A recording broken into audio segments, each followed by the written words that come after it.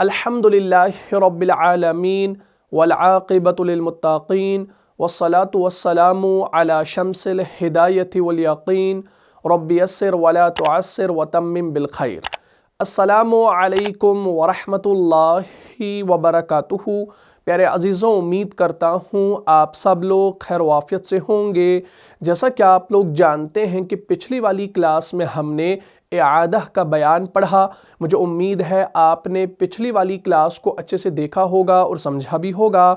अगर अभी तक आप में से किसी ने उस क्लास को नहीं देखा है तो यहाँ पर जो आई का बटन शो हो रहा है इस पर आप क्लिक कीजिए और उस वीडियो को शुरू से लेकर आखिर तक देख लीजिए और सवाब की नीयत से वीडियो को ज़्यादा से ज़्यादा शेयर भी कीजिए। तो आज का जो हमारा टॉपिक है वह है सिफ़त इश्माम और रौम का बयान। तो सबसे पहले आप अपनी कॉपी पर इस टॉपिक की हेडिंग को नोट कर लीजिए। आज की क्लास में हम इश्माम और रौम के बारे में जानने वाले हैं। सबसे पहले हमें इश्माम और रौम के मुतालिक 4 बातों का जानना ज़रूरी है। कितनी बातों का? 4 बातों का जानना ज़रूरी है। और वो 4 बातें कौन सी हैं? माना, अक़साम, मवाक़े और हुक्म।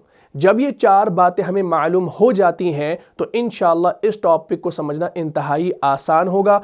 इस टॉपिक को समझना हमारे लिए बहुत ज़्यादा सहल होगा। तो हमें माना, क़िस्में, मवाक़े और हुक्म को समझना है। सबसे पहले हम इश्माम के बारे में जानेंगे कि इश्माम होता क्या है। तो सिंपल अल्फाज में आप याद रखें, ये जो इश्माम है, इश्माम के माना है हरफ को सिर्फ शफ़तैन से ज़म्मा की बू देना। ठीक, इश्माम के माना है हरफ को सिर्फ शफ़तैन से ज़म्मा की बू देना, यानी पेश की बू देना, यानी हरफ को साकिन करते हुए होंठ गोल कर लेना। ये होता है इश्माम। इसको इंशाल्लाह आपने याद रख लेना है। मैं अगर आपको ये लिखवा दूं, आप अपनी कॉपी पर इसको नोट कर सकते हैं ताकि बाद में आप इसको अपनी कॉपी पर देख लें और इंशाल्लाह इसको याद कर लें। तो हम यहाँ पर इश्माम का सबसे पहले माना समझते हैं कि इसका माना क्या है। इश्माम के माना है हरफ को सिर्फ शफ़तैन से ज़म्मा की बू देना। हरफ को सिर्फ शफ़तैन से ज़म्मा की बू देना। क्या देना? बू देना। हरफ को सिर्फ शफ़तैन से यानी होंठों से ज़म्मा की बू देना, ये इश्माम कहलाता है। यानी हरफ को साकिन करते हुए होंठ गोल कर लेना। हरफ को साकिन करते हुए, इसको भी आप लिख सकते हैं, यानी हरफ को साकिन करते हुए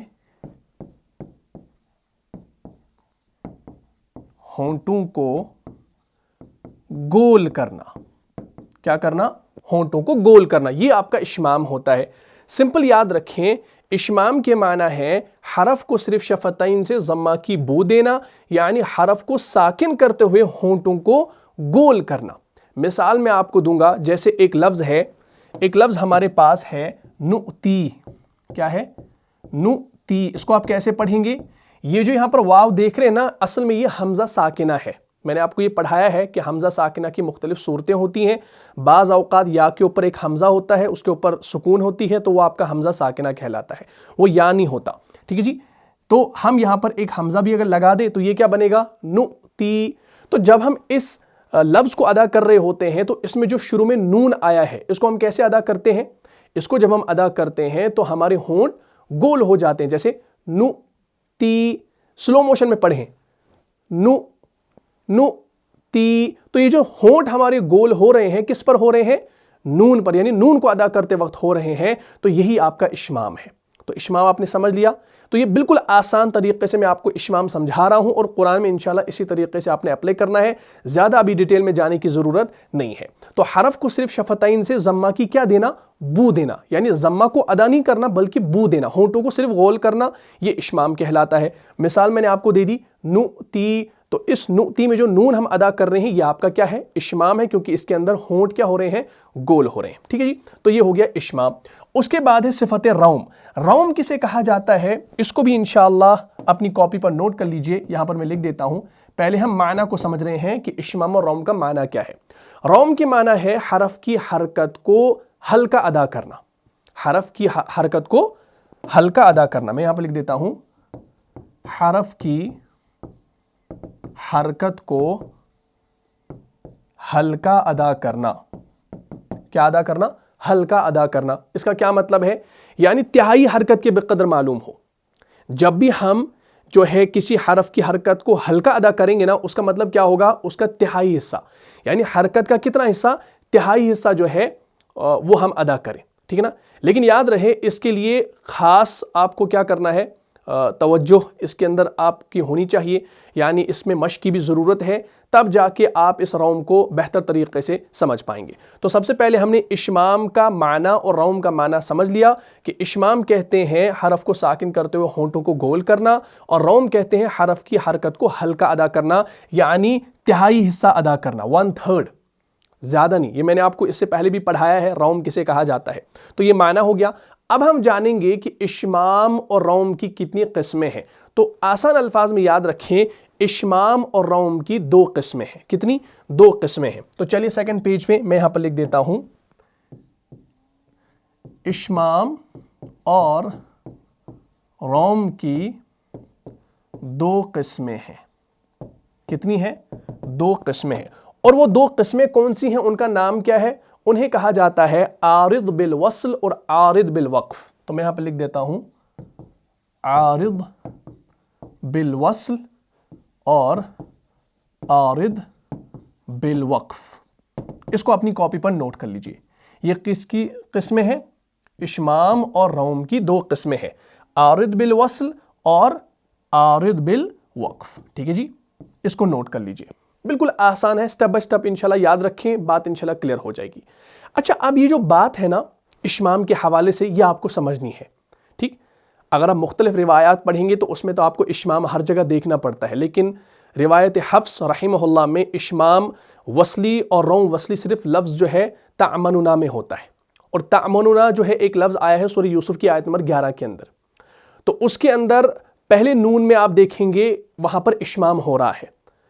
مشہور آیت ہے سورہ یوسف کی آیت نمبر 11، قالوا یا ابانا ما لک لا تعمنا علی یوسف وإنا لہ لناصحون. تو یہ آیت ہے.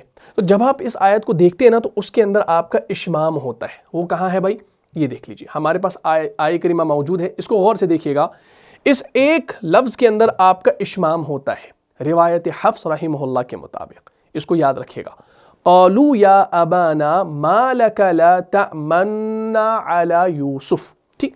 اچھا، اب یہ جو لفظ آپ دیکھ رہے ہیں نا، اس کے اندر کیا ہے؟ اس کے اندر اشمام ہوتا ہے.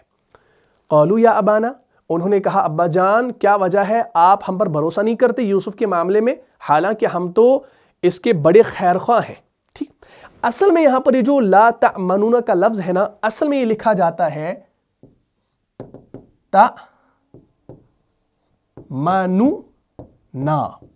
اس کے اندر 2 نون ہے. کتنے نون ہیں؟ 2 نون ہیں. دھیان رکھیے گا، یہ اصل لفظ ہے تعمنونا. کیا ہے؟ تعمنونا. لیکن قرآن نے کیا استعمال کیا؟ 1 نون، 2 نون نہیں. اصل میں 2 نون ہے. کتنے ہیں؟ 2 نون ہے. اب یہ جو پہلا والا نون ہے نا، یہ کہاں چلا گیا ہے؟ یہ کہاں چلا گیا ہے؟ بعد والے نون کے اندر مدغم ہو گیا ہے. یعنی اصل لفظ تعمنونا ہے، یعنی 2 نون ہے، اور پہلا مضموم ہے اور دوسرا کیا ہے؟ مفتوح ہے. یعنی پہلا پیش والا ہے، بعد والا مفتوح ہے، متحرک ہے، یعنی زبر والا ہے. اور پہلے نون کو ساکن کر کے دوسرے میں کیا کیا گیا؟ ادغام کیا گیا. جب اس کو ہم نے ساکن کر دیا، اصل میں یہ تھا تعمنونا. ٹھیک ہے، 1 منٹ اس کو ہم سائڈ کر لیتے ہیں، پھر ہم انشاءاللہ اس کو بہتر طریقے سے سمجھ پائیں گے. دیکھیے، سمجھنا ہے، قرآن میں ایک جگہ ہوا ہے تو اس کو انشاءاللہ سمجھنا ہے. یہ ہے تعمنونا. تعمنونا ہے. اب ہم نے کیا کر دیا ہے؟ اس تعمنونا کو تعمننا کر دیا ہے، یعنی نون کو ساکن کر دیا.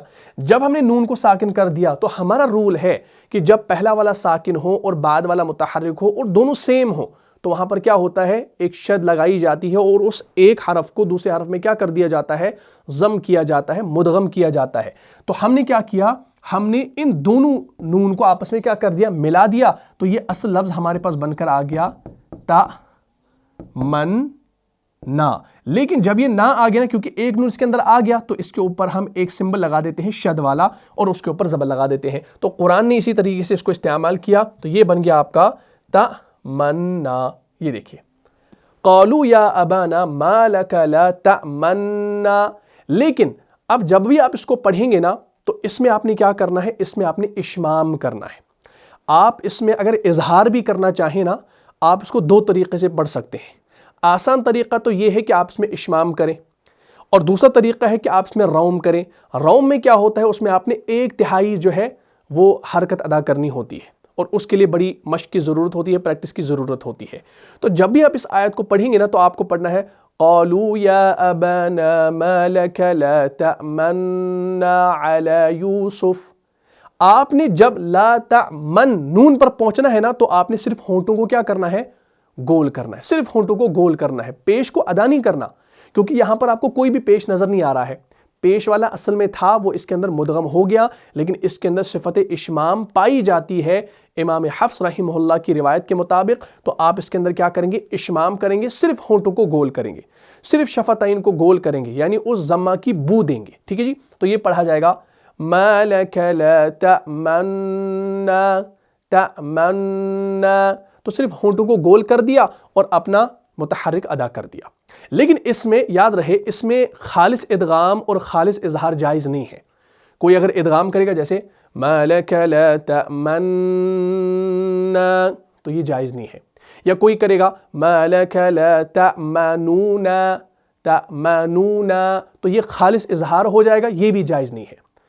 بلکہ ادغام کے ساتھ اشمام اور اظہار کے ساتھ روم کرنا ضروری ہے، اور اس کی مشق کرنا بھی بہت زیادہ ضروری ہے۔ تو انشاءاللہ جب بھی آپ اس آیت کو پڑھیں گے نا، تو اس لفظ میں آپ کنفیوز نہیں ہوئیے گا کہ بھئی یہ لفظ کیسے پڑھا جاتا ہے، ہم کسی اور سے کچھ اور سن رہے ہیں۔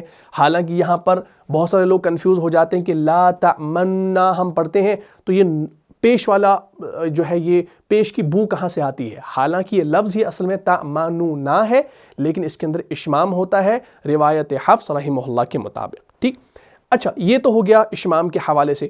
اگر آپ اس کو پورا پڑھنا چاہیں اظہار کر کے، لیکن اس میں آپ نے روم کرنا ہے، تو آپ اس کو پڑھ سکتے ہیں ما لك لا تأمننا تأمننا تأمننا، تو تأمننا منونا، تو اس کو آپ نے بالکل کیا کرنا ہے، وہ تہائی حصہ اس کا ادا کرنا ہے۔ یہ ہو گیا روم، لیکن اس کے لیے جو ہے بڑی مشق کرنی ہے، بڑی محنت کرنی ہے، پریکٹس کرنی ہے، تب جا کے انشاءاللہ یہ صحیح ہوگا۔ لیکن اشمام اگر آپ کرنا چاہیں تو کر سکتے ہیں۔ باقی رہی بات اشمام وقفی اور روم وقفی کی، اس کو انشاءاللہ ہم جلد بیان کریں گے، وہ بھی بڑا آسان ہوگا۔ لیکن اب آپ نے یاد رکھا کہ جب بھی قرآن میں آپ سورہ یوسف کی آیت نمبر 11 پر پہنچیں گے، تو اس لفظ پر پہنچیں گے تو اس میں آپ نے اشمام کرنا ہے۔ آپ اشمام بھی کر سکتے ہیں، روم بھی کر سکتے ہیں، لیکن یاد رہے خالص ادغام اور خالص اظہار آپ بالکل بھی نہیں کر سکتے۔ قالوا یا ابانا ما لك لا تأمنا على یوسف، یا ما لك لا تأمننا على یوسف، دو طریقے ہیں۔ لیکن اشمام کرنا، ہونٹوں کو صرف غول کرنا، یہ بہتر ہے اور آسان بھی ہے، تو اس کو انشاءاللہ آپ اپلائی کر لیجئے گا۔ تو الحمدللہ آپ نے اشمام اور روم کے بارے میں سمجھ لیا، کیونکہ یہ ایک آیت ہے جس میں آپ نے اشمام کرنا ہوتا ہے۔ انشاءاللہ اس روم کے ٹاپک کو ہم مزید پڑھیں گے، ڈیٹیل سے پڑھیں گے، لیکن فی الحال یہاں پر سمجھانے والی جو بات تھی وہ اس لفظ کے بارے میں تھی، کیونکہ بہت سارے لوگوں نے مجھے جو ہے انسٹاگرام پہ میسج کیا تھا کہ ہمیں بتائیے کہ سورہ یوسف کے اندر لا تأمننا کا لفظ آیا ہے، اس کو پڑھنے کا طریقہ کیا ہے؟ تو آج الحمدللہ وہ طریقہ میں نے آپ کو اس چھوٹی سی ویڈیو میں بتا دیا ہے۔ تو انشاءاللہ اس کی مشق جو ہے ضرور کیجئے گا، اور اس ویڈیو کو آگے تک پہنچائیے گا، تاکہ جو لوگ اس قاعدے کو نہ جانتے ہوں تو وہ بھی اس قاعدے کو آپ کی مدد سے، آپ کی وسادت سے، آپ کی شیئر کرنے سے جان جائے۔ تو مجھے امید ہے آپ کو یہ آج کا ٹاپک سمجھ میں آ گیا ہوگا۔ اگر آپ کو اس کلاس سے فائدہ ہوا ہے تو اپنے دینی بھائیوں اور بہنوں میں اس کو لازم شیئر کر دیجئے۔ ملتا ہوں انشاءاللہ نیکسٹ ایپیسوڈ میں، تب تک کے لیے آپ خوش رہیں، سلامت رہیں، امن و حفاظت میں رہیں۔ السلام علیکم ورحمۃ اللہ وبرکاتہ۔ جان جان سے بھی پیارا ہے، جان جان سے بھی پیارا ہے، رہنما مصطفیٰ ہمارا ہے، رہنما